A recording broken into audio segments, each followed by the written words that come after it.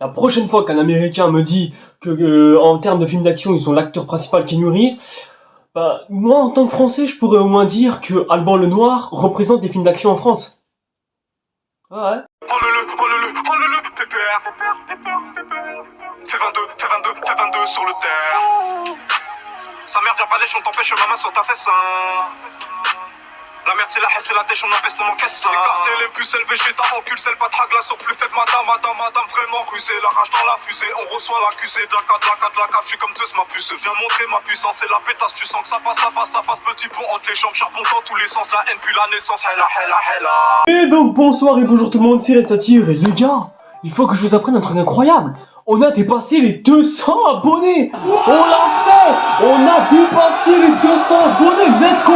Maintenant, je veux 1000 abonnés. Tout de suite. Maintenant. J'attends pas. Non, mais je rigole, en vrai, je rigole. Non, vous inquiétez pas, on va les atteindre. Mais bon, ouais, les gars, faut que je vous raconte quand même que en 6 ans, j'ai comme réussi à atteindre 200 abonnés en seulement 6 ans de postage de vidéos YouTube. Est-ce que vous vous rendez compte de la chose, quoi? Sachant qu'à l'heure actuelle, je n'ai toujours pas une seule vidéo qui a dépassé le cap des 1000 vues. Non, c'est autour des 800 et quelques, tout au plus, hein. Enfin, ça dépend. Mais ouais, les gars, franchement, ça fait plaisir d'avoir enfin plus de 200 abonnés. Depuis le temps que j'attends d'atteindre au moins, une poignée de ce que je voulais avoir, hein. Savoir 100 000 abonnés, hein, j'attends toujours, mais bon. Ouais, on est encore un petit peu loin de la chose, hein. Et pour fêter ça, je me suis dit, ça fait depuis très longtemps qu'on n'a plus fait d'après-film. Sachant que le dernier, c'était sur Mulan. Le remake, hein, je parle, hein, bien sûr. Et du coup, pour fêter ça, je me suis dit, il est temps de revenir un petit peu à tes vieilles sources qu'on a pu exploiter depuis longtemps, les après-films. Et on commence fort avec cette fois-ci AK. Ouais, j'avoue que même après avoir vu le film, je ne comprends pas ce nom. Genre, moi, une AK, pour moi, c'est une arme. Donc voilà, pourquoi appeler ce film AK, sachant qu'il n'y a pas de AK dans ce film, hein. Enfin, si, je crois, hein, mais... je m'y connais pas en armes, hein. Le film est réalisé par un dénommé Morgan comment déjà, hein? Enfin... Non, c'est un gars inconnu au bataillon. Mais bon, déjà, vous avez certainement dû entendre parler de son acteur principal, Alban Lenoir, qui sort pas de n'importe quel film, il sort quand même de la double Balle perdue, qui d'ailleurs, j'attends la suite encore, hein, ça va pas faire comme si... Bon, remarque, c'était il y a... Ouais, c'était il y a 7 mois à peu près, hein, donc ça va, on a le temps encore d'attendre. Avant de parler d'AK, il faut d'abord qu'on parle de Netflix, parce que je vous rappelle que AK, c'est un film qui a été posté par Netflix. Bah déjà, faut savoir que quand un film sort sur Netflix... Bah déjà, il y a des chances qu'il apparaisse dans le top 10 des films les plus vus de la semaine. Mais en général, lorsqu'un film apparaît dans ce catalogue-là, dans cette liste-là, bah en général, il finit par sortir en général petit à petit. Parce que faut se l'avouer que les films Netflix, tu les regardes et tu les oublies ensuite, hein. Par exemple, avec tous les après-films que j'ai fait, il y a combien de films Netflix que j'ai dû oublier entre-temps? Ouais, bah certainement beaucoup, hein. Donc voilà, la première semaine, le film en question, il est top 1 de la semaine, hein, genre des films les plus regardés. Et petit à petit, il descend top 2, puis top 3, jusqu'au top 5, au top 10, jusqu'à littéralement disparaître de tout le catalogue sans que personne n'en entende parler.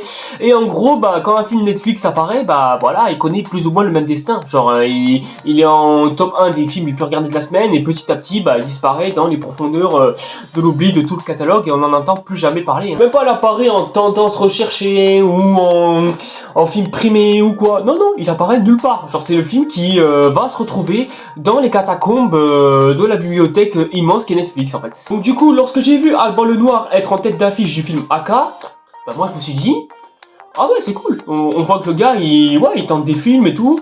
Ouais franchement ça a l'air cool. Seulement j'avais pas envie de voir ce film tout de suite parce que je me suis dit qu'il allait connaître un destin féministe. Donc du coup je vais attendre un petit peu que le film soit un petit peu oublié par la suite. Seulement voilà, il s'est passé la première semaine, évidemment elle était top 1, hein, et ça c'était prévisible. Seulement j'ai voulu attendre avant qu'il puisse redescendre encore un peu.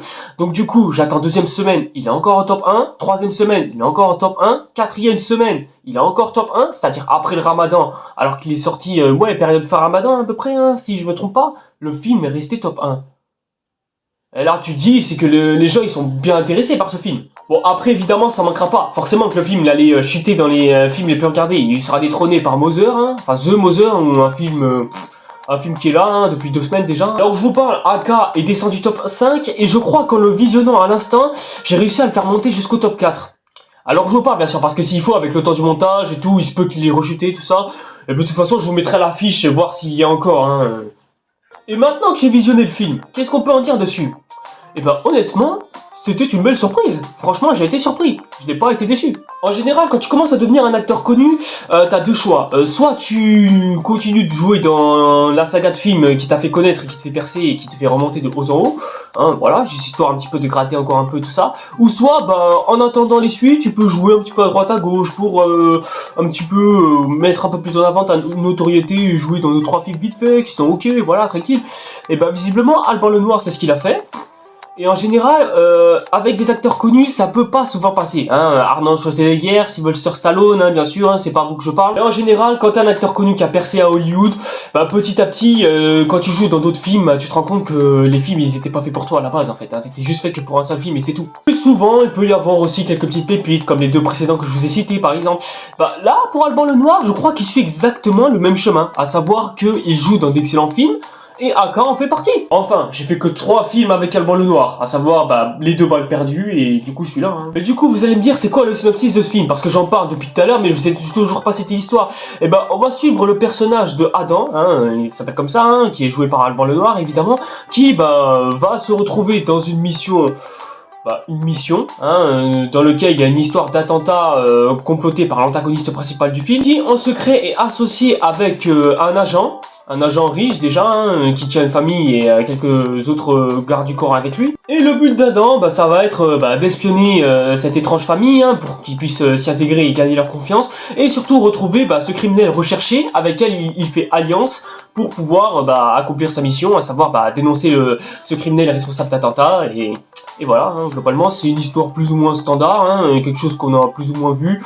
Voilà, fallait pas s'attendre à des miracles non plus, il allait pas nous faire un balle perdu bis. Hein. Et bah ouais, forcément de constater, le film est plutôt sympa, ça justifie même le fait qu'il est resté top 1 plus de 4 semaines, et qu'il continue de rester dans le top 10 des films les plus vus de Netflix. Hein. C'est faux. Je sais pas qui vous a dit ça, mais c'est faux. Je sais pas pourquoi vous pensez que c'est vrai, parce que c'est faux. Alors forcément, j'ai quelques réserves, hein. Par exemple, le fait qu'il y ait peut-être un peu trop de personnages, hein. Je veux bien qu'il y ait des gardes du corps un petit peu de partout, mais... Voilà, est-ce que le nombre ne serait-il pas un petit peu trop abusé? Parce que quand il faut s'intéresser à l'autre gars, mais il faut choisir l'autre gars pour savoir quel est son personnage préféré. Ouais, on sait que le gars, il va s'associer avec eux, travailler avec eux pendant sa mission d'infiltration.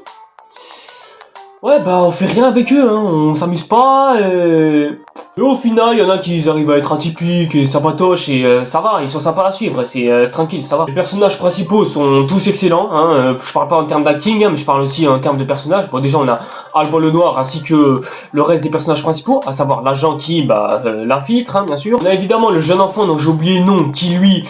Ouais, pour un enfant, se démerde bien, hein, parce que oui, hein, je vous rappelle qu'être acteur et être enfant...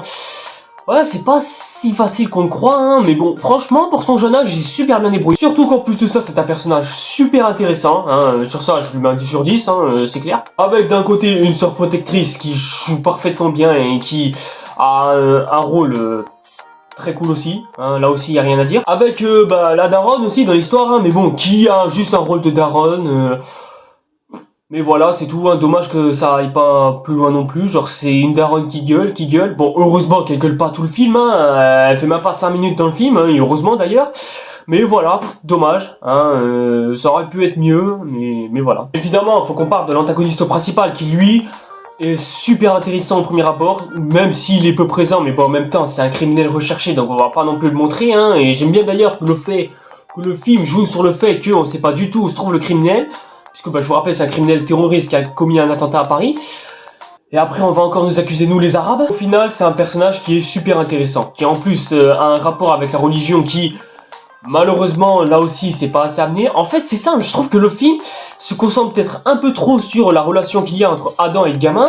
Ce qui est sympa, hein, bien sûr, hein, je dis pas. Mais au final, je trouve qu'il y a certaines choses qui auraient peut-être pu être poussées un petit peu plus loin. Par exemple, le rapport à l'islam avec l'antagoniste principal, ou encore l'enfance du personnage principal aussi. C'est bien de rendre le jeune personnage attachant, enfin le personnage enfant, bien sûr, hein, je parle. Mais au final, moi je trouve qu'on délaisse un petit peu le reste juste pour ça.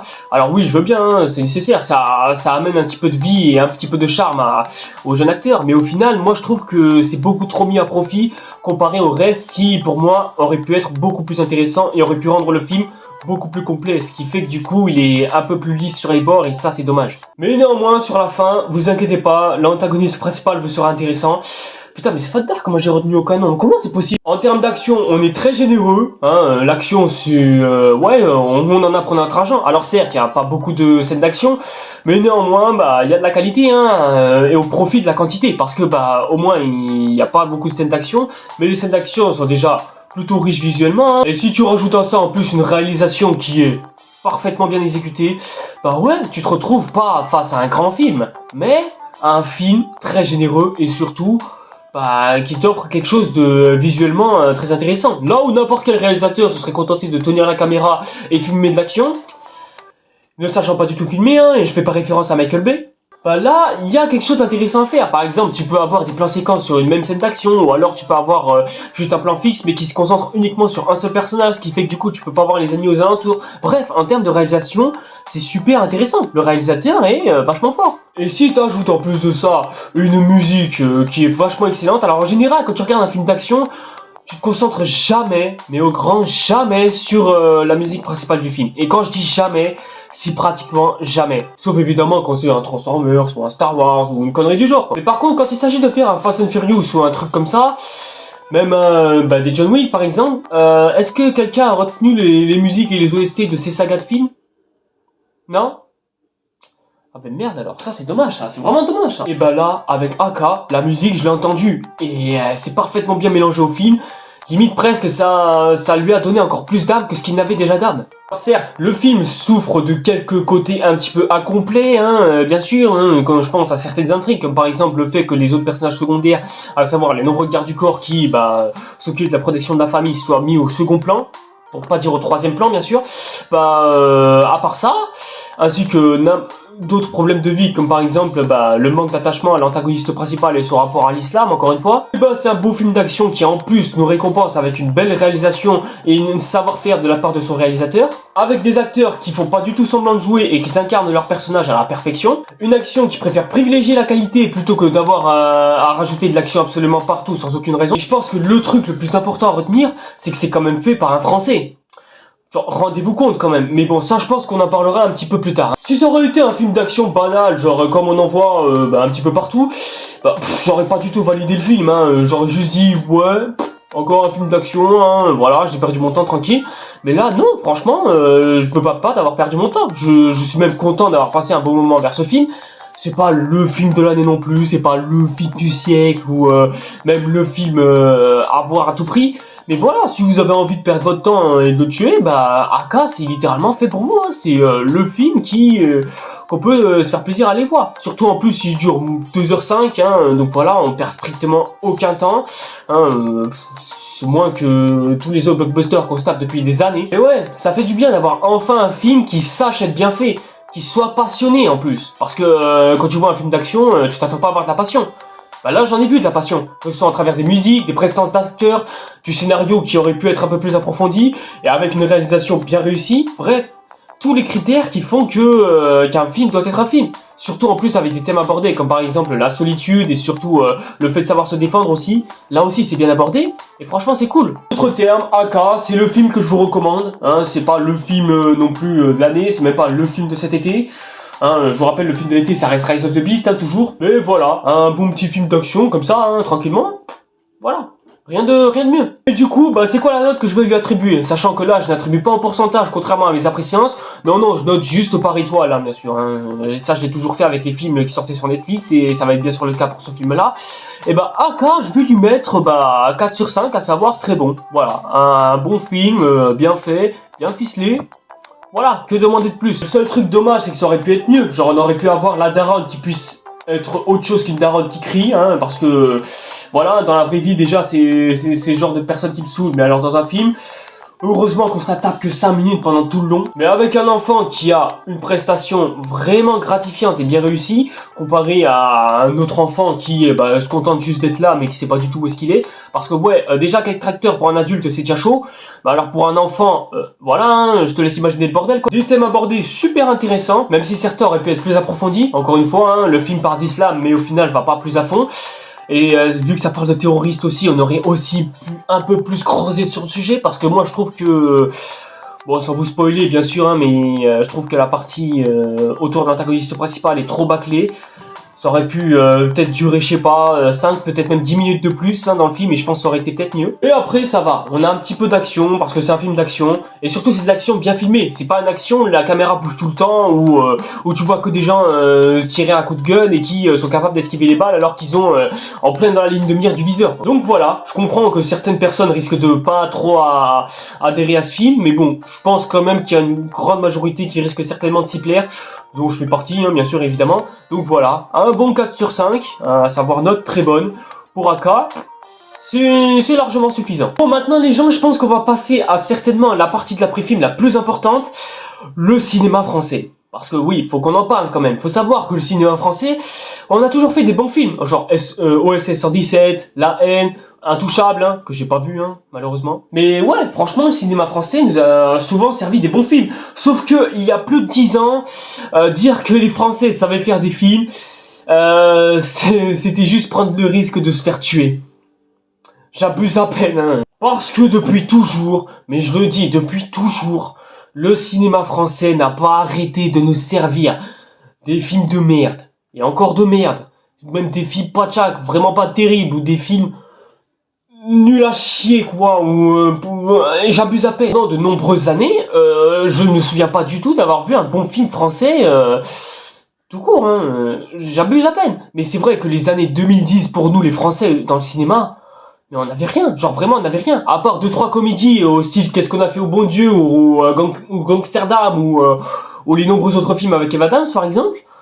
Mais mec, est-ce que tu veux t'en sortir avec ce genre de choses sérieusement? Avec évidemment le sacrilège et le fond de tout ça évidemment, la mort scolaire.